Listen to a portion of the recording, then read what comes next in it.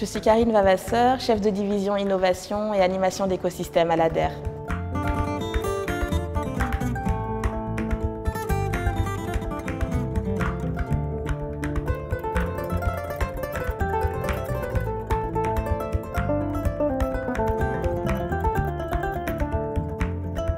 Alors l'ADER, on est une jeune agence de l'État qui a été mise en place par le président de la République, Macky Sall,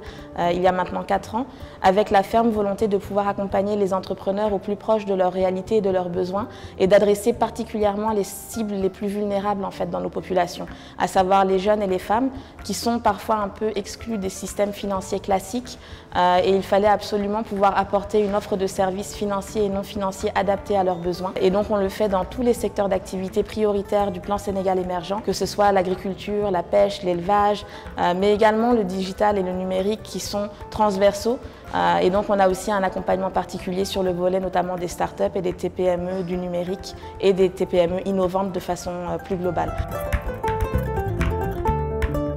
C'est une plateforme qui repose sur un principe d'une part d'inclusion de l'ensemble des acteurs qui proposent des solutions dans le numérique et ça c'est vraiment un besoin aujourd'hui de pouvoir agréger quelque part l'offre de services et de produits en un endroit pour la rendre lisible pour les utilisateurs finaux, pour les clients mais aussi pour de potentiels investisseurs qui pourraient être intéressés pourquoi pas à financer des entreprises qui produisent ces solutions-là. Donc ça c'est un premier point qui me semble vraiment important. Le deuxième c'est je pense aussi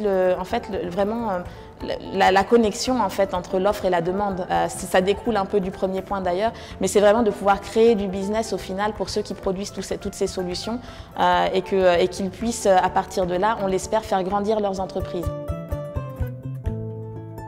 Alors on a un écosystème du numérique et de l'innovation qui rencontre quand même plusieurs défis, même s'il y a eu de très belles avancées, il faut le dire, ces 5 dernières années en particulier. Aujourd'hui, les principaux défis que je vois, c'est par exemple le fait qu'on soit sur une économie qui est très informelle, avec 97%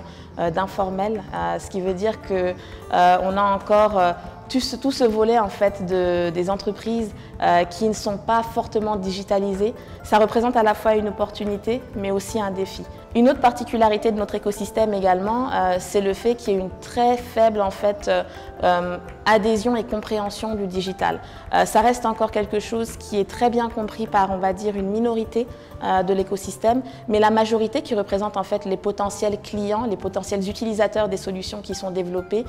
il faut pouvoir réellement les accompagner et même au plus bas âge à pouvoir vraiment s'approprier les outils du numérique, savoir comment les utiliser, en quoi le digital peut les aider au quotidien et aussi faire en sorte que l'accès au numérique soit beaucoup plus simple et beaucoup moins coûteux, que ce soit en termes de connectivité, même si on est bon par rapport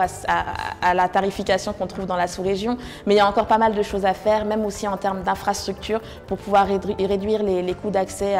au numérique et au digital. Alors, je pense que l'idée de faire une plateforme qui agrège tous les acteurs, forcément d'autres acteurs ont dû avoir la même idée dans l'écosystème.